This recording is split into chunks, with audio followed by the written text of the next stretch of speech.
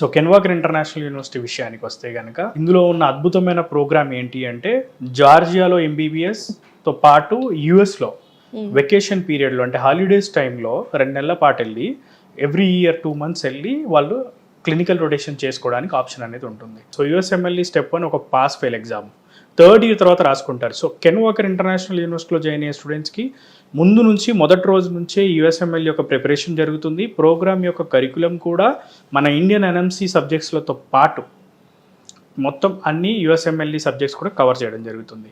So కాబట్టి ఏంటంటే step 1 అనేది 3rd year తర్వాత స్టూడెంట్స్ పాస్ అవుతారు. 4th year 5th yearలో స్టెప్ 2 ఎప్పుడైతే వీళ్ళు కంప్లీట్ చేసుకుంటారో కంప్లీట్ చేసుకున్న వెంటనే వాళ్ళు అమెరికాలో ఉన్న యూనివర్సిటీస్కి మ్యాచింగ్ ప్రోగ్రామ్కి వీళ్ళు అప్లై చేసుకోవడం జరుగుతుంది పీజీకి. హాలిడేస్ పీరియడ్లో ఎమోరికి వెళ్ళి ఏదైతే వీళ్ళు క్లినికల్ రొటేషన్స్ చేస్తారో, ఏదైతే క్లినికల్స్ వీళ్ళు చేయడం జరుగుతుందో అవి వీళ్ళకి అడ్వాంటేజ్ అవుతుంది. యూఎస్ఎంఎల్ఈ క్లియర్ చేసుకున్న స్టూడెంట్స్ ప్రపంచంలో ఎక్కడైనా they can do the practice. Super. ఈ కెన్ వాకర్ ఇంటర్నేషనల్ యూనివర్సిటీలో చదివితే ఉండే అడ్వాంటేజ్, ద మెయిన్ అడ్వాంటేజ్, అమెరికాలో పీజీ చేసుకోవచ్చు, అది కూడా ఫ్రీ ఆఫ్ కాస్ట్లో. ఓకే. పీజీ రెసిడెన్సీ కూడా అమెరికాలో ఫ్రీ ఆఫ్ కాస్ట్లో అవుతుంది. ప్లస్ దాంతోపాటు నెలకి $5,000 అనేది వాళ్ళకి స్టే ఫండ్ అనేది రావడం జరుగుతుంది. సో జార్జియాలో ఎంబీబీఎస్, అమెరికాలో ఫ్రీ పీజీ. ఓకే. ఇది కెన్ వాకర్లో ఉండే మెయిన్ అడ్వాంటేజ్.